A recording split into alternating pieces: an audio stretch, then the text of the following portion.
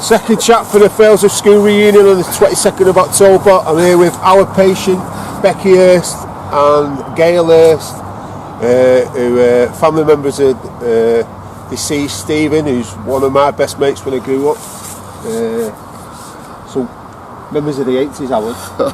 Talk to us, we need something about the scooter boys on the co-op. Oh, well, it was a strange one that, because my sister was a skinhead. She was a punk first. So who was your sister? What's she called? My sister was called Justine Patient, and she used to knock around with some punks called Dave Cooper and Lee Cooper, Rob Matlock, Minnie, who was in 5 Foot. Remember Minnie? Who was in 5 Foot Fez. Quayle, they were in a band called Dead Heroes, which were a really good punk band in Failsworth. So I had a quite decent musical upbringing. I used to listen to like the Virgin Prunes and MC5. Loads of great bands when I was growing up as a kid. You were actually there. The Virgin Prunes, they weren't a pop band, trust me. Yeah, they weren't a pop band. No. If you was lucky, you'd get one at Christmas.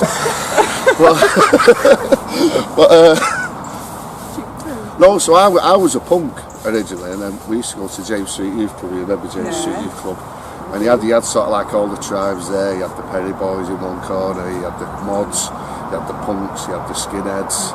So Failsworth was quite diverse like that. And then obviously over a bit of time, some of the mods got scooters. You know, they got the little PK50s. You know, covered them in mirrors, made them look like Christmas trees. All the lights on.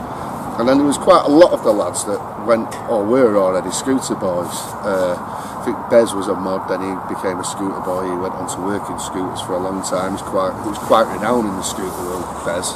Did he work at who owned Failsworth Scooters? Failsworth Scooters, that was it was a big bloke. It was nothing to do with scooters originally. They fixed them, but I think he was more into sidecar racing. It was more an MOT station. A lot of lads took the Vespers there, but Failsworth had quite a big scene. They had like Harry Palmer Scooter Club. Yeah. Everybody was in that. I mean, Harry Palmer's the logo of that was it's an official secret because nobody knew who was in it. People just used to turn up, and we used to meet the guide up. Yeah. So obviously, young Hursty was a mod, and then he became a bit of a scooter boy in his own right. And, I remember Stephen with the rockabilly haircut, like the horseshoe. He had blonde horseshoe. He didn't have that long. That was my influence because I was a psychobilly. He was a mod from a young age. He was mad jam fan. Yeah. Who was that? Didn't he start King Kurt? That's when he had Kurt. That was me. That was mine and Ozzy's. I don't know if you remember Oz. He was a Geordie lad that moved down here called Paul Blades. Still in contact with him now. He's like a brother. But he moved down and he had an horseshoe and then a massive quiff. But it progressed. The mods used to go to Clowndown on a Saturday afternoon. But I never went. Didn't get in. Didn't you go in? It was like a tea party, really. It was like you know, we're all sat there, and then the scooter boys would pull up, and they were like, "Oh, well, that will set the girlfriends." You know what I mean? The scooter boys in here. Yeah. So it's funny. It's funny how different tribes worked. But that's what I loved about Failsworth in the 80s. There was loads of different alternative styles going on. You get goths, you get punks, skinheads, scooter boys, psychobillies. So you know, I always remember scooter boys, Scotty, I was still in touch with Scotty. I saw Scotty on a rally about 5 weeks ago. The only reason I remember him is because his girlfriend who was mega with blonde hair. Yeah. I can't remember the name outside the Sun Chipper. Oh God, where we used to give each other chips and gravy hairstyles. Do you remember that when you finish your tray? No, that was what you were doing to me. Yeah, I remember Scotty. I remember Louis the Mod. Yeah, Louis. There was Lee, wasn't there? Lee Hodgkiss. There was absolutely loads. There was Scotty's girlfriend was called Julie something. I don't remember. Back then, Julie Hill. Wasn't Julie Hill? She had absolutely. She was stunning. Yeah, Scotty always punched above his weight, especially with that big forehead of his.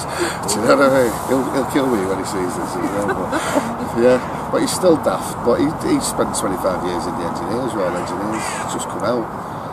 But I saw him about 4 weeks ago, and he was absolutely blind drunk and lost his wallet. typical Scotty. He hasn't got a quiff anymore. I remember when he got a quiff and he tried doing it with starch. He got some kitchen starch. What are you doing? And his dad had some right sayings. His dad was a proper old Irish guy, and if he was Catholic, he'd go like that. Stand in that corner while I spat on you from a long distance, you dirty feeding. funny people like that, but old-fashioned views. Yeah. But going back to Hurst again, because you used to live on Lord Lane, didn't you? He lived on Lord Lane, and I remember him there, and I think some of the lads were discussing it last night. That side of Failsworth was more Pennyboy land. Yeah. A couple of the older punks lived there, so because I was on Shoreham Drive then, I used to live at Green Crescent and went to Shoreham Drive, so we had to run the gauntlet a bit. You know, I was on about that. I had to run to the other side. I had to come across from Nixon Street near Pifco, across the co-op, to get to the other side with all the penny boys down there, the 8 bells, and at night I used to wait. And really, that was the only way you could go home, really, cutting across. Yeah. Well, it was the same for us, because we had, and then we got to Lord Lane shops, and you had all the Lord Lane lads then. But 9 times out of 10, a couple of the old punks would be sniffing glue behind the shops and appear and go, "All right, lads, just as about to get leathered." Thank God for that. You were talking about that before, weren't you? Someone was sniffing glue on Lord Lane. I remember one night Stephen coming back from the youth club, Jave Street. Mum, come quick. And there's this lad collapsed with a bag of glue on the corner of Lord Lane and Ashton Road. That was when it really started. Well, I think they used to have the top trumps in glue who had the best. I think there was Evo Fix Your Fix. Evo. Remember it, yeah. There's all sorts. Just let me pause this 1 minute. Yeah. Because I'm thinking